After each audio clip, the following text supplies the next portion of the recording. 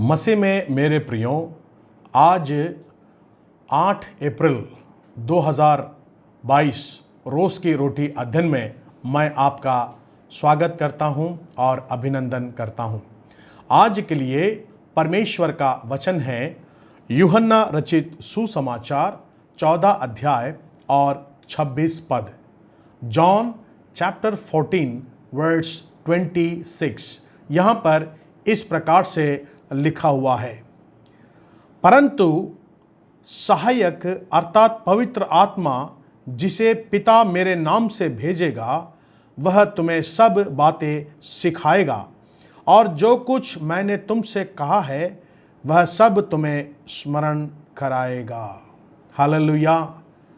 मसीह में मेरे प्रियो, यीशु मसीह इस बात से अवगत है, इस बात को भली भांति जानता है।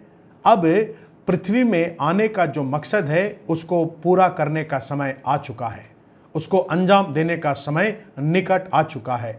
और इसलिए सूली पर चढ़ने से पहले अपने चेलों को एकत्रित करते हुए उनको उनके बल को बढ़ाता है, उन्हें सामर्थ्य देता है, उनके जीवन में शांति देने का वो कार्य करता है। वो जब चेलों से कहता है कि मैं क्रूस पर चढ़ाया जाऊंगा, चेले भयभीत हो जाते हैं। हे प्रभु, यहाँ से अगर तू चला जाएगा, तुझे सूली पे चढ़ा दिया जाएगा, मार दिया जाएगा, तब हमारा क्या होगा? हमारी रहनुमाई कौन करेगा? हमारी अगुवाई कौन करेगा? हमारे साथ कौन रहेगा?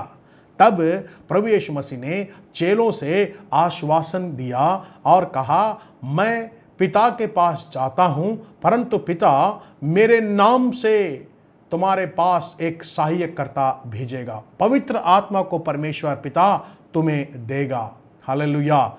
मसीह में मेरे प्रियो, आज परमेश्वर ने कलीसिया के लिए और यीशु मसीह पर विश्वास करने वाले प्रत्येक व्यक्तियों के लिए पवित्र आत्मा एक वरदान के रूप में देता है। यीशु मसीह ने जैसा कहा वैसे ही पवित्र आत्मा इस कलीसिया को दिया गया, इस संसार में भेजा गया। और जितने लोग यीशु मसीह पर विश्वास करते हैं, जिस घड़ी वो विश्वास करते हैं, उसी समय पवित्र आत्मा हमको दिया जाता है। पवित्र आत्मा क्या करता है? सबसे पहली बात तो वो हमें यीशु मसीह के सारी बातों को स्मरण दिलाता है। पवित्र आत्मा जब आता है और जो बातें यीशु मसीह ने कहा है उसी बातों को वो हमें सिखाता है, स्मरण में लाता है।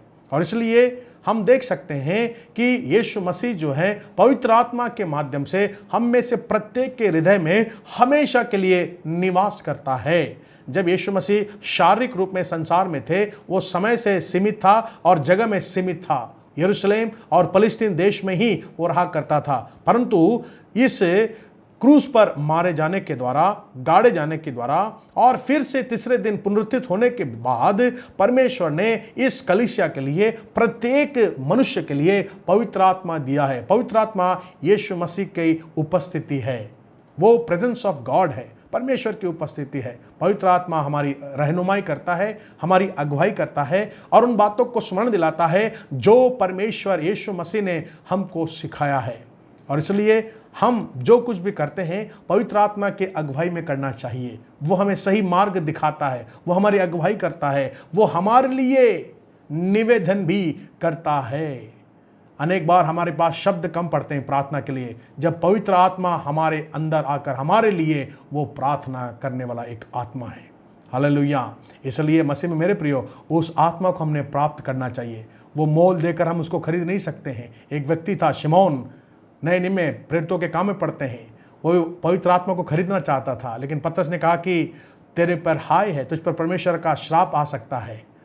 परमेश्वर की बातों को हम मूल्य देकर खरीद नहीं सकते, वो फ्री गिफ्ट है। केवल विश्वास से हम मांगते हैं, पवित्र आत्मा परमेश्वर हमको देता है। ऐसा करने के द्वारा हम मसीही जीवन जी सकते हैं। हमारे कमजोरी में, हमारे दुर्बलता में पवित्र आत्मा हमें सामर्थ्य देता है। हमारे जीवन में सकारात्मक एक सोच प्रभु यीशु मसीह पवित्र आत्मा के द्वारा हमें देता है। वो महसूस कर सकता है, वो हमसे बातें करता है, हमें उत्साहित करने वाला वो एक आत्मा है। और इसलिए आइए आज अंतिम दिनों में जब प्रभु यीशु मसीह अपने चेलों को आश्वासन देता है, वही आश्वासन आज हमें भी देता है। हमारा एक सहायक है, हमारे साथ चलने वाला, हमारी अगुवाई करने वाला, हमारी रहनुमाई करने वाला, वो है पवित्र आत्मा। ये पवित्र आत्मा हमें इसलिए दिया गया है कि हम यीशु मसीह के लिए अपने जीवन को जिएं और उसके लिए हम समर्पित हो जाएं। आइए हम प्रार्थना करें। हमारे स्वर्गीय के प्रेमी पिता परमेश्वर, हम धन्यवाद देते हैं आपके सत्य वचन के लिए। प्रभु यीशु, आपने कहा कि मैं तुम्हें पवित्र आत्मा दिए जाता हूं।